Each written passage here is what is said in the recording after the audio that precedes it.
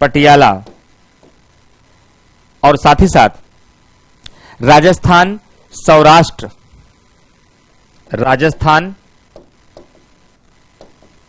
सौराष्ट्र, त्रावणकोर, त्रावणकोर, कोचीन, त्रावणकोर, कोचीन और विंध्य प्रदेश, विंध्य प्रदेश, इन सब को भाग ख में रखा गया था। हैदराबाद, जम्मू एंड कश्मीर, मैसूर, मध्य भारत, पटियाला, राजस्थान, सौराष्ट्र, सौराष्ट्र, त्रावणकोर, कोचीन, विंध्य प्रदेश को भाग ख में रखा गया था। अब सवाल उठता है भाग ग के अंतर्गत किसे रखा गया था? अगर मैं भाग ग के अंतर्गत बात करूं फ्रेंड्स, तो ध्यान रखिएगा, इसमें छोटे देशी रियासतों को अजमेर, बिलासपुर, बिलासपुर, बिहार कूच या कूच बिहार कह सकते हैं,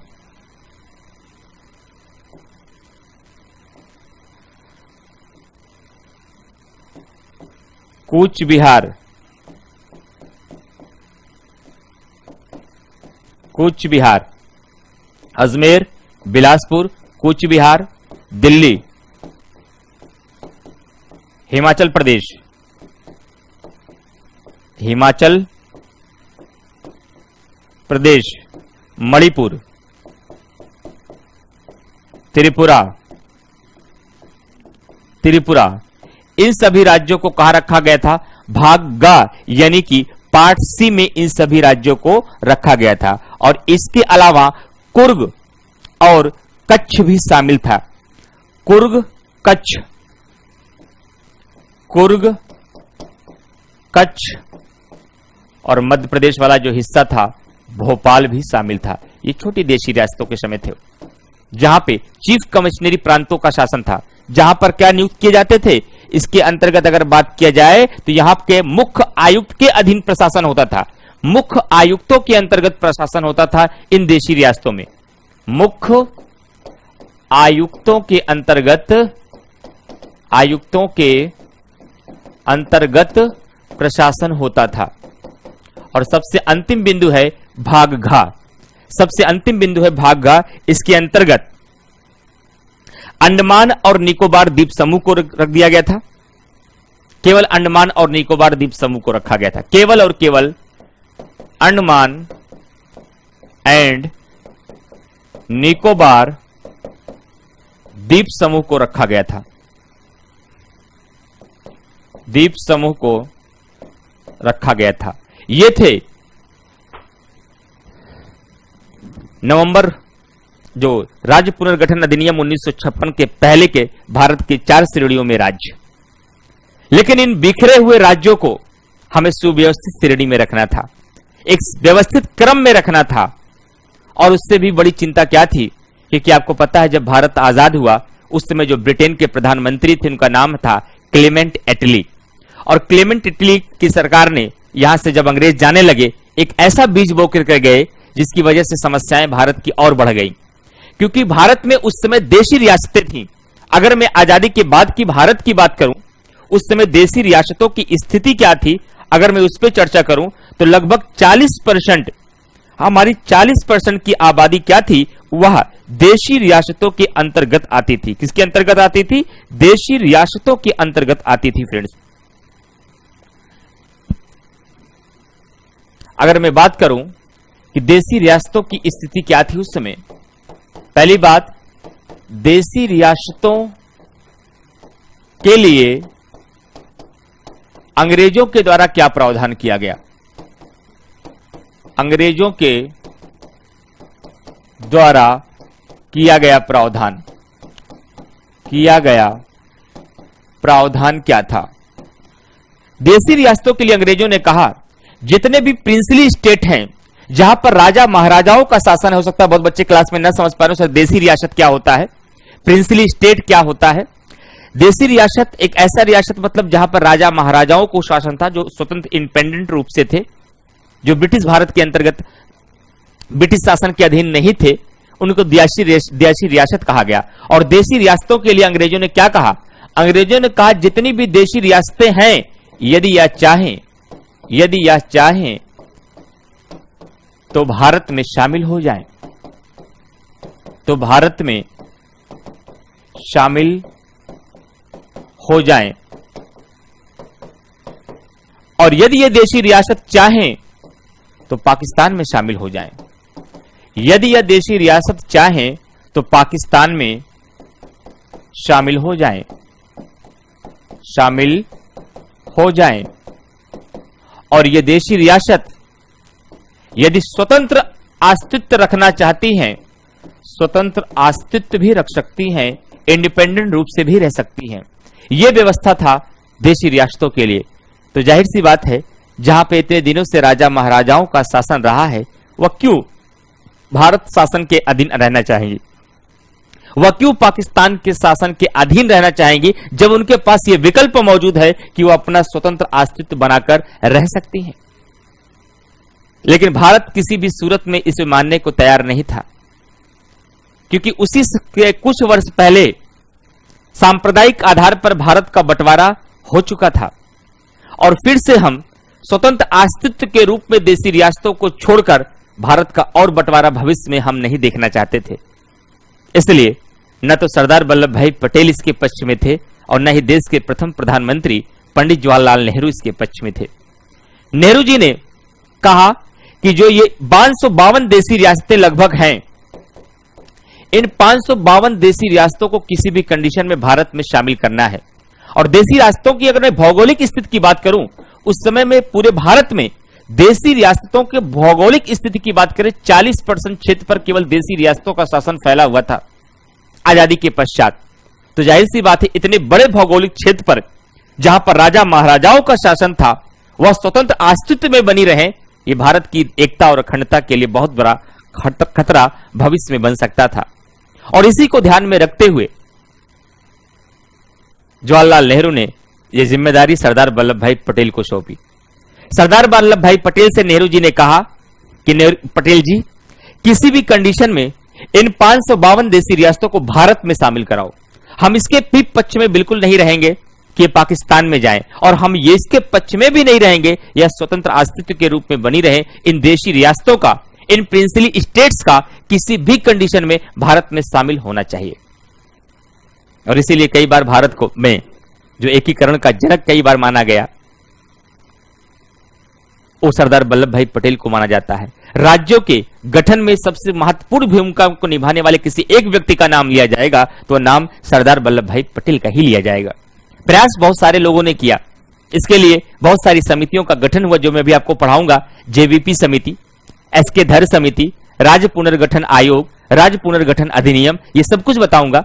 लेकिन फिर भी इन सभी समितियों कमेटियों के बाद भी सबसे अगर किसी महत्वपूर्ण भूमिका किसी व्यक्ति ने निभाई है राज्यों के गठन के संबंध में, देशी रियासतों का भारत के विलय के संबंध में, उस व्यक्ति का नाम सरदार वल्लभ भाई पटेल ही होगा। और सरदार वल्लभ भाई पटेल एक बहुत अच्छे वक्ता थे। किसी भी व्यक्ति को अपनी बात को मनवाने का हुनर उनके अंदर था, और उन्होंने इन 552 देशी रियासतों में से बड़ी आसानी के साथ लगभग 549 देशी रियासतों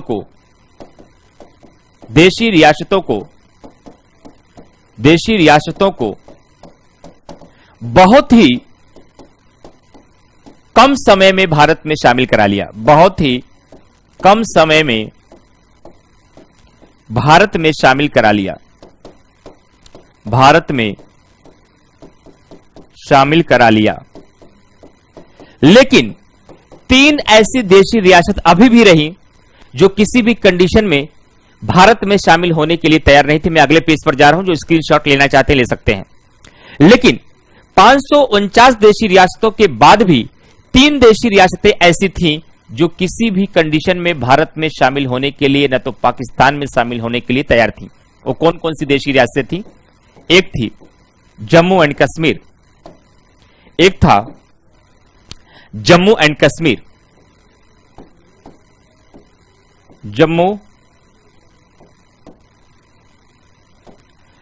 जम्मू और कश्मीर, या यूं कह सकते हैं जम्मू कश्मीर, और दूसरी देशी रियासत कौन सी थी? जूनागढ़। और तीसरी कौन सी थी? हैदराबाद। हैदराबाद।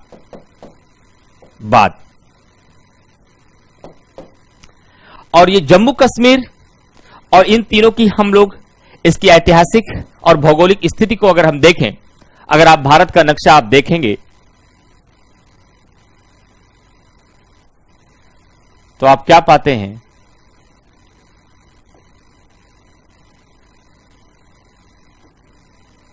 अगर इस स्थिति की हम बात करें तो यह हिस्सा J&K का रहा, यह हिस्सा जूनागढ़ का रहा, यह हिस्सा हैदराबाद का रहा। तो इसका मतलब भौगोलिक स्थिति से तो सभी देशी रियासतों को सच में तो भारत में ही शामिल होना चाहिए, क्योंकि जो पाकिस्तान की स्थिति थी, भौगोलिक स्थिति, इनकी स्थिति ये थी। और ये तीनों देशी रियासत, चाहे जूनागढ़ हो, ये जूनागढ़ की स्थिति थी जो गुजरात के आसपास के क्षेत्र में रहा, ये हैदराबाद रहा, ये जम्मू एंड कश्मीर रहा, ये जम्मू एंड कश्मीर रहा। अब इस स्थिति के बाद अब देखिए तीनों में क्या दिक्कतें आई। कारण क्या था? जम्मू कश्मीर की जो जनता थी, ज्यादातर जम्मू कश्मीर की जनता ज्यादातर मुस्लिम थी, लेकिन यहां का शासक हिंदू था। शासक हिंदू था। कॉन्सेप्ट समझिए। अगर जूनागढ़ की बात किया जाए, जूनागढ़ की ज्यादातर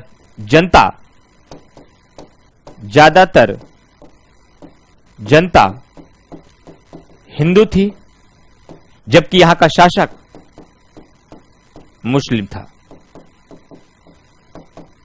और हैदराबाद का भी अगर बात की जाए, यहां का भी जो शासक था वह मुस्लिम ही था। यहां का भी शासक जो था वह मुस्लिम ही था, और साथ ही साथ जनता वैसे उस समय की बात किया जाए ज्यादातर हिंदू ही थी उस समय। अब ऐसी कॉम्बिनेशन के बीच जरा आप कॉमन सेंस से सोचिए, शासक क्या चाहेगा, जनता क्या चाहेगी, यहां का शासक क्या चाहेगा, यहां की जनता क्या चाहेगी, यहां का शासक क्या चाहेगा और यहां की जनता क्या चाहेगी। इस कॉमन सेंस से बताइए। जाहिर सी बात है, किसी भी देश के या किसी भी धर्म के लोग हों, किसी भी भाषा के लोग हैं, अपने आप को सुरक्षित कहां महसूस करेंगे? तो इसका जवाब होना चाहिए कि सर कोई भी व्यक्ति अपने आप को सुरक्षित वही महसूस कर पाएगा जहां वह मेजॉरिटी के रूप में हो, जहां वह बहुसंख्यक के रूप में हो, वहीं पर अपने आप को वह सुरक्षित महसूस कर पाता है। और सेम स्थिति यही थी। अगर जम्मू कश्मीर की जनता ज्यादातर मुस्लिम थी, इसका मतलब जम्मू कश्मीर के लोग अपने आप को सुरक्षित कहां महसूस करते? क्योंकि भारत क्या जो देश था, यहां पर सभी धर्मों के लोग थे, बावजूद उसके यहां हिंदू धर्म बहुसंख्यक के रूप में था। और पाकिस्तान पूर्णतः एक मुस्लिम राष्ट्र था, तो पूर्णतः बहुमत में था। इसका मतलब हुआ कि जम्मू कश्मीर की जो जनता है यह पाकिस्तान में शामिल होने के पक्ष में हो सकती है, यह पाकिस्तान में शामिल होने के लिए सोच सकती है। लेकिन यहां का राजा जो था, जो शासक था, राजा हरि सिंह, वह हिंदू था। तो ये पाकिस्तान में जाने के लिए तो कतई तैयार नहीं होंगे, पाकिस्तान में शामिल होने के लिए तो कतई तैयार नहीं होंगे। इनके पास दो विकल्प हो सकता है, या तो ये स्वतंत्र रहना चाह रहे हैं, या तो अगर शामिल होंगे भी तो भारत में शामिल होंगे। लेकिन राजा हरि सिंह का जो माइंड कॉन्सेप्ट था, जो उनका मेंटल लेवल था, कि वह न सांप्रदायिकता को स्वीकार करना चाहते थे पाकिस्तान के, और न ही भारत जैसे देश के लोकतांत्रिक व्यवस्था को स्वीकार करना चाहते थे, बल्कि वह एक स्वतंत्र अस्तित्व के रूप में रहना चाहते थे। तो पाकिस्तान में तो वो कभी भी जाना नहीं चाहते, लेकिन भारत में भी वह शामिल होने के लिए तैयार नहीं थे। ये जम्मू कश्मीर की स्थिति थी। अगर मैं बात करूं जूनागढ़ की, तो जूनागढ़ का क्षेत्र आप देख रहे हैं कहां पर?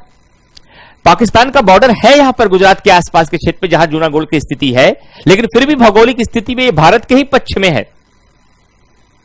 विवाद यहां पर था क्योंकि यहां की स्थिति जो है वो जब वो पाकिस्तान के बॉर्डर से थी और यहां की जनता मुस्लिम थी, इसलिए पाकिस्तान को बार बार लगता था ये हिस्सा हमारा होना चाहिए, क्योंकि यहां की ज्यादातर जो पॉपुलेशन है वह मुस्लिम है। लेकिन जूनागढ़ की बात किया जाए, यहां की जनता हिंदू थी, शासक मुस्लिम था, इसलिए मुस्लिम तो चाहेगा कि इस अगर देशी रियासत को अगर शामिल कराने की बात आई तो हम भारत के पक्ष में तो नहीं जाएंगे। ये किसकी मंशा होगी? शासक की, जनता की बात नहीं कर रहा हूं। हम भारत के पक्ष में तो नहीं जाएंगे, जाएंगे तो हम पाकिस्तान के पक्ष में जाएंगे, नहीं तो स्वतंत्र अस्तित्व बनाए रखेंगे। लेकिन अल्टीमेटली जब जनता ने विद्रोह कर दिया अपने शासक का, तो यहां के जो शासक को पाकिस्तान भागना पड़ा और अल्टीमेटली ये जूनागढ़ भारत में शामिल हुआ। कैसे शामिल हुआ बाद में बताएंगे, पहले इसका कॉन्सेप्ट समझिए। और हैदराबाद की बात किया जाए, यहां का भी शासक मुस्लिम है, इसका मतलब शासक तो सोच सकता है, लेकिन इसकी भौगोलिक स्थिति इतने बीच में है कि किस प्रकार से इसे पाकिस्तान में शामिल कर लिया जाए। जम्मू कश्मीर भी तब भी तो बात समझ में आ जाती है, जूनागढ़ तब भी बात समझ में आ जाती है, लेकिन हैदराबाद की जो भौगोलिक स्थिति है फ्रेंड्स, हैदराबाद की भौगोलिक स्थिति के अनुसार यह कदापि समझ में नहीं आता कि हैदराबाद को पाकिस्तान में शामिल कर लिया जाएगा। केवल एक बात इसके पक्ष में थी कि यहां का जो शासक था वह मुस्लिम था, इसलिए यह संभावना बन सकती थी कि हो सकता है ये पाकिस्तान के पक्ष में जा सकते हैं। लेकिन अब सरदार वल्लभ भाई पटेल का माइंडसेट देखिए, कैसे गेम खेला उन्होंने। उनको लगा कि जूनागढ़ में कुछ गेम खेलते हैं, उनको लगा अगर हम शासक से बातचीत करेंगे तो मामला कदापि नहीं बन पाएगा, क्योंकि वो पाकिस्तान के पक्ष में जाएंगे। लेकिन हम जनता से बातचीत करें तो मामला बन सकता है, क्योंकि वहां 90% पॉपुलेशन हिंदू थी जूनागढ़ के रियासत में। इसलिए क्या किया गया, यहां पर सरदार वल्लभ भाई पटेल ने जनमत संग्रह करा दिया। क्या करा दिया? जनमत संग्रह करा दिया। और जनमत संग्रह का मतलब लोगों का मत लिया गया, और इसके माध्यम से यहां के लोगों ने भारत को शामिल होने के लिए अपना मत दिया, और यहां के शासक को पाकिस्तान भागना पड़ा। और इस प्रकार से सरदार वल्लभ भाई पटेल ने अपने कुशल नेतृत्व के माध्यम से जूनागढ़ को भारत में शामिल करा लिया। किस माध्यम से? जनमत संग्रह के माध्यम से। ये यूपी पीसीएस प्रीलिम्स में सवाल पूछा गया है कि आखिरकार जूनागढ़ को भारत में किस प्रकार से शामिल कराया गया। दूसरी बातचीत हैदराबाद को लेकर। हैदराबाद का शासक किसी भी कंडीशन में भारत में शामिल होने के लिए तैयार नहीं था, वह स्वतंत्र अस्तित्व बनाए रखना चाहते थे। पाकिस्तान भी नहीं जाना चाह रहे थे, क्योंकि इनके पास अवसर ही नहीं था। ऐसी भौगोलिक स्थिति के बीच में यहां कैसे जाएंगे, ये कैसे भारत में इसको शामिल कराएंगे? ये स्वतंत्र अस्तित्व बनाए रखना चाहते थे। लेकिन नेहरू जी ने कह दिया था पटेल जी से, साम दाम दंड भेद जो भी लगे लगा दो, लेकिन कोई भी देशी रियासत स्वतंत्र अस्तित्व में नहीं होना चाहिए, और न ही कोई देशी रियासत पाकिस्तान में शामिल होनी चाहिए। और फिर जब समझाने से काम नहीं चला, जब उनको लगा यहां जनमत संग्रह का भी खेल नहीं चल पाएगा, तो उन्होंने सैन्य कार्यवाही कर दी। और सरदार वल्लभ भाई पटेल के नेतृत्व में उस समय जो सैन्य कार्यवाही चलाई गई, उसे क्या नाम दिया गया? ऑपरेशन पोलो। ऑपरेशन पोलो, ऑपरेशन पोलो नाम दिया गया। इस सैन्य कार्यवाही के माध्यम से, या आप कह सकते हैं पुलिस कार्यवाही के माध्यम से, अल्टीमेटली हैदराबाद को भी भारत में शामिल करा लिया गया। आयोग आपसे दूसरा सवाल पूछेगा, हैदराबाद को किस प्रकार से भारत में शामिल कराया गया, हैदराबाद रियासत को, तो आपको आंसर देना होगा पुलिस कार्यवाही के माध्यम से, सैन्य कार्यवाही के माध्यम से। और इसके लिए कौन सा ऑपरेशन चलाया गया था? इसके लिए ऑपरेशन पोलो चलाया गया था। यहां तक मामला एकदम साफ हो गया। इसीलिए कहा जाता है लक्ष्य कितना भी मुश्किल हो ना, जब थोड़ा बहुत आप आगे बढ़ जाते हैं तो किस्मत आपके साथ आ जाती है। किस्मत तब तक चलना शुरू नहीं करेगी जब तक आप नहीं चलेंगे, तब तक किस्मत बैठी रहती है। अब 2 देशी रियासतें भारत में शामिल हो चुकी थी, और अभी भी जम्मू कश्मीर अपने स्थान से हिला नहीं था। राजा हरि सिंह टिके हुए थे, अड़े हुए थे कि हम तो ना पाकिस्तान में जाएंगे, न ही भारत में जाएंगे, बल्कि हम स्वतंत्र अस्तित्व बनाए रहेंगे। और इसी बीच एक ऐसी घटना हुई जिससे भारत का पूरा गेम बदल गया। मामला क्या था कि पाकिस्तान के कुछ उग्रवादियों को धीरे धीरे यह लगने लगा, यह हिस्सा तो हमारा है, यहां की जनता तो मुस्लिम है, इसे तो पाकिस्तान में होना चाहिए। और पाकिस्तान के कुछ उग्रवादियों ने इस पर हमला कर दिया। जम्मू कश्मीर का अस्तित्व खतरे में आ गया। राजा हरि सिंह को लगने लगा अब तो जनता इनके पक्ष में है, ज्यादातर जनता चाहती है कि पाकिस्तान में शामिल हो जाए। राज प्रजापति, सर आप इतनी मेहनत से इतनी बेहतरीन आसान शब्दों से क्लास ले रहे हैं, कुछ लोग क्लास में बिल्कुल भी सीरियस नहीं है। नहीं, देखिए मैं अक्सर एक बात कहता हूं, एक कहानी आपको छोटी सी, मैं किसी बच्चे ने कमेंट किया आप इतनी मेहनत से, इतनी सरल शब्दों से पूरे क्लास को पढ़ाने का और बहुत ही इंटरेस्ट के साथ आप समझाने का प्रयास कर रहे हैं, लेकिन कुछ बच्चे क्लास में सीरियस नहीं है। ये किसी बच्चे का कमेंट है, बच्चा इमोशनल हो गया है। लेकिन मैं आपसे बार बार वो चिड़िया वाली कहानी सुनाता हूं, मैंने मैराथन क्लास में भी सुनाई थी कि जंगल में जब एक बार आग लगी, एक छोटी चिड़िया भी, नन्ही सी गौरैया भी अपनी चोंच से कुछ पानी को लेकर जंगल की आग को बुझाने का प्रयास करती है। जबकि बगल से जब अजगर उससे सवाल पूछता है कि क्या तेरे 2 बूंद इस पानी से इस जंगल की इतनी बड़ी आग बुझ जाएगी, जो चिड़िया का जवाब था वही मेरा भी जवाब है। चिड़िया ने कहा, मुझे यह तो नहीं पता इस जंगल की आग बुझेगी या नहीं, लेकिन जब इस जंगल का इतिहास लिखा जाएगा तो मेरा नाम आग लगाने वालों में नहीं, आग बुझाने वालों में लिखा जाएगा। ठीक उसी तरीके से मुझे यह नहीं पता कितने बच्चे क्लास में सीरियस हैं या नहीं, लेकिन जब कल अध्यापकों का इतिहास लिखा जाएगा ऑनलाइन सेक्टर में, तो मेरा नाम सिर्फ आपके साथ टाइम पास करने में नहीं, आपको कैरियर के बनाने में लिखा जाएगा। और आप उसका कितना सीरियस लेते हैं, उसका कितना यूज कर पाते हैं, यह आप पर निर्भर करता है। मैं अपना काम ईमानदारी और निष्ठा के साथ करूंगा, जीएस वर्ल्ड संस्थान करेगा। अब सभी बच्चों को ऑनलाइन के माध्यम से हम उतना अनुशासन तो नहीं बना सकते, ये मानकर कि बच्चे अब गंभीर हो चुके हैं, उनको अपने कैरियर की समझ है, हमें कब सीरियस होना है, कब क्या करना है। बाकी इस भरोसे के साथ मैं छोड़ देता हूं, अपना काम ईमानदारी से करता हूं और इसका परिणाम भी निसंदेह रूप से बहुत सारे बच्चों के माध्यम से मिलेगा। ठीक है, चलिए फिलहाल अब मामला जम्मू कश्मीर का था। तो मैंने क्या कहा कि जब उग्रवादियों का हमला यहां पर हो गया, राजा हरि सिंह खतरे में, उनको लगा अब तो गया, अब तो हमारा जम्मू कश्मीर का जो ये अस्तित्व था, न तो ये स्वतंत्र अस्तित्व के रूप में बच पाएगा, बल्कि ये पाकिस्तान में चला जाएगा। उनको लगा अब तो कुछ करना चाहिए, अब तो कुछ करना होगा। वो भागकर सीधा माउंटबेटन के पास आते हैं, उससे माउंटबेटन थे भारत में।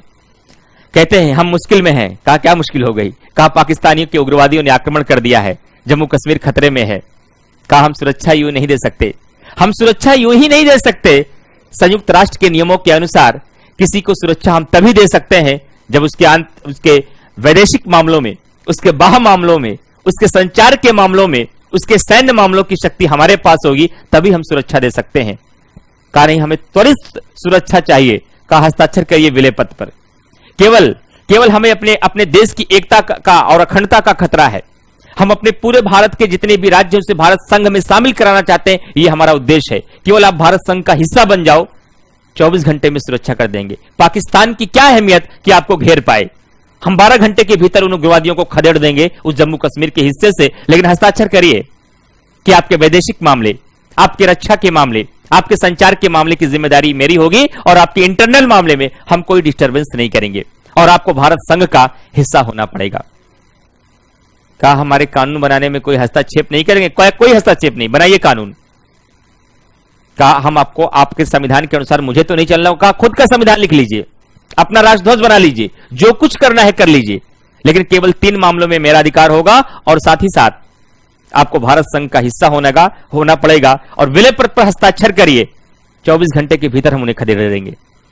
और राजा हरि सिंह ने इसी बात पर विलय पत्र पर हस्ताक्षर किया और इसी विलय पत्र पर हस्ताक्षर के माध्यम से जम्मू कश्मीर को भी भारत संघ में शामिल करा लिया गया और भारतीय सेना ने वहां पहुंचकर लगभग 3/4 हिस्से से पाकिस्तानियों को खदेड़ दिया महज 12 घंटे के भीतर। केवल 1/3 हिस्से पर पाकिस्तान का कब्जा बना रहा, जिसका विवाद आज तक है, जिसका विवाद आज तक है। 1/3 हिस्से पर पाकिस्तान का कब्जा बना रहा, 3/4 हिस्से पर मैंने खदेड़ दिया उसी समय। और इस प्रकार से विलय पत्र पर हस्ताक्षर के माध्यम से जम्मू कश्मीर को भी भारत संघ में शामिल करा लिया गया और तब जाकर के 552 देशी रियासतों का भारत में विलय हो पाया, सरदार वल्लभ भाई पटेल के प्रयासों के पश्चात और बहुत सारे और लोगों के प्रयासों के बाद। अभी केवल मामला देशी रियासतों का हो पाया है, अभी राज्यों का गठन बाकी है। और तब यह तय हो पाया कि आखिरकार ये जो भाग का, खा, गा और घा के माध्यम से रखे गए राज्य हैं, इन राज्यों को कैसे किया जाए, इन राज्यों को सुव्यवस्थित क्रम में कैसे रखा जाए, प्रशासनिक सुविधाओं के आधार पर भारत में राज्यों का गठन किया जाए या भाषा के आधार पर। इसी बात को तय करने के लिए जून 1948 में एसके धर की अध्यक्षता में, एसके धर की अध्यक्षता में, एसके धर की अध्यक्षता में एक भाषाई प्रांतीय आयोग का गठन किया गया। क्या? एक भाषाई प्रांतीय आयोग का गठन किया गया। और भाषाई प्रांतीय आयोग का गठन करने के पश्चात एसके धर अपनी रिपोर्ट कब देती है? यह समिति अपनी रिपोर्ट दिसंबर 1948 में देती है। दिसंबर 1948 में यह अपनी रिपोर्ट प्रस्तुत करती है। और भाषाई प्रांतीय आयोग की रिपोर्ट के द्वारा क्या कहा गया? इनके द्वारा कहा गया, भारत में राज्यों के गठन का जो आधार होगा, क्या? भारत में राज्यों के गठन का जो आधार होगा वह प्रशासनिक सुविधा होगी, वह प्रशासनिक सुविधा होगी, न कि भाषा। इसका मतलब है एसके धर की अध्यक्षता में जो भाषाई प्रांतीय आयोग का गठन किया गया था, जिसकी रिपोर्ट दिसंबर 1948 में आती है, और इस रिपोर्ट ने क्या कहा? भारत में राज्यों का जो पुनर्गठन किया जाएगा उसका आधार प्रशासनिक सुविधा होनी चाहिए, जहां का प्रशासन करना एक साथ सुविधाजनक हो पाए, उसी के अकॉर्डिंग राज्यों का गठन किया जाएगा, न कि भाषा के आधार पर। लेकिन इसी रिपोर्ट का मूल्यांकन करने के लिए दिसंबर 1948 में ही, इसी रिपोर्ट का मूल्यांकन करने के लिए दिसंबर 1948 में ही, दिसंबर 1948 में ही क्या? दिसंबर 1948 में एक समिति का गठन किया गया जिसका नाम था जेवीपी समिति, जेवीपी समिति, और जिसमें 3 मेंबर थे। पहले व्यक्ति का नाम है सरदार वल्लभ भाई पटेल, पटेल जी थे, और इसमें जवाहरलाल नेहरू जी भी थे, और तीसरे व्यक्ति थे पट्टाभी सितार मैया, पट्टाभी सितार मैया थे। और इसका गठन कब हुआ? दिसंबर 1948 में। इसे क्या कहा गया? जेवीपी समिति कहा गया। और इसने अपनी रिपोर्ट कब सौंपी? अप्रैल 1949 में। अप्रैल 1949 में, 1949 में जेवीपी समिति ने अपनी रिपोर्ट सौंपी। करंट अफेयर की क्लास सुबह 7 बजे रहती है फ्रेंड्स। किसी भी एग्जाम की तैयारी आप कर रहे हैं, चाहे पीसीएस या Bihar PCS, UP PCS, MP PCS, Rajasthan PCS, या किसी भी एक दिवसीय परीक्षा की आप तैयारी कर रहे हैं जहां करंट अफेयर आता है, करंट अफेयर की regular class free of cost, जिसके लिए कोई चार्ज नहीं लिया जाता है, वो मॉर्निंग में 7 बजे होती है। उस क्लास को आप लोग जरूर ज्वाइन करिए। उसके अलावा हमारे पॉलिटी को विस्तार पूर्वक मेंस लेवल पर, तो प्रीलिम्स की क्लास है, मेंस की क्लास में इंडिविजुअल क्लास अपना मॉड्यूल बैच लेके आ रहा हूं। कब? 30 जून को। 30 जून से हमारा मॉड्यूल बैच आ रहा है, और इस बैच को ज्वाइन करने के लिए आप कॉल कर सकते हैं 9560892979, और इस पे कॉल करके आप एडमिशन ले सकते हैं, जिसकी फीस लगभग 2500 रुपए है, जिसमें कुछ डिस्काउंट भी आपको मिल जाएगा। और मेंस लेवल पर आंसर राइटिंग कैसे करते हैं, इस मॉड्यूल बैच में आप खूब अच्छे से सीख जाएंगे, और पूरी पॉलिटी साल भर के करंट अफेयर के साथ आंसर राइटिंग कर लेंगे। और 10 जुलाई से हमारा एक और बैच आ रहा है। किसका? ये भी हमारा मेंस का बैच होगा, प्रीलिम्स का नहीं है, ये मेंस का बैच है, यूपी स्पेशल का मेंस का बैच। क्योंकि यूपी स्पेशल के क्वेश्चन यूपी पीसीएस में लगभग 15 से 20% क्वेश्चन केवल यूपी स्पेशल मेंस के आ रहे हैं, यूपी स्पेशल के आ रहे हैं। लगभग 100 नंबर से अधिक हर पेपर में देखने को मिला है। ये 2 मेंस के बैच हमारे अनकमिंग बैच हैं। एक 30 जून को आ रहा है, एक 10 जुलाई को आ रहा है। दोनों बैच को ज्वाइन करने के लिए इस नंबर पर आप कॉल भी कर सकते हैं। जितने भी साथी क्लास में हैं, तो यहां पर आप डिटेल मिल जाएगी आपको। अब ध्यान रखिएगा कि दिसंबर 1948 में भाषाई प्रांतीय आयोग की रिपोर्ट का मूल्यांकन करने के लिए जेवीपी समिति का गठन किया गया। जेवीपी समिति में कुल सदस्यों की संख्या 3 थी, जिनका नाम था सरदार वल्लभ भाई पटेल, पंडित जवाहरलाल नेहरू और पट्टाभी सितार मैया। और इन्होंने अपनी रिपोर्ट अप्रैल 1949 में सौंपी।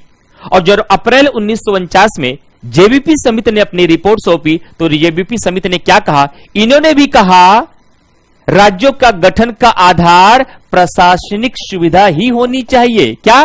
प्रशासनिक सुविधा ही होनी चाहिए, न कि भाषा। इसका मतलब है कि भारत में राज्यों के गठन के आधार का रास्ता साफ हो चुका था। 90% संभावना हो चुकी थी कि भारत में राज्यों के गठन का आधार प्रशासनिक सुविधा ही होगी, लेकिन उसी समय देश में एक ऐसी घटना घटी, इन सारी समितियों का अस्तित्व ही समाप्त हो गया। मामला क्या था? जहां एक तरफ इन समितियों के माध्यम से भारत में राज्यों के गठन के आधार प्रशासनिक सुविधाओं को तय किया गया था, वहीं दूसरी तरफ दक्षिण के राज्यों में, विशेषकर आंध्र प्रदेश, तमिलनाडु जैसे राज्यों में एक आंदोलन लगातार छिड़ रहा था। लगातार इस बात के लिए आंदोलन हो रहा था, लगातार इस बात के लिए मांग हो रही थी कि भारत में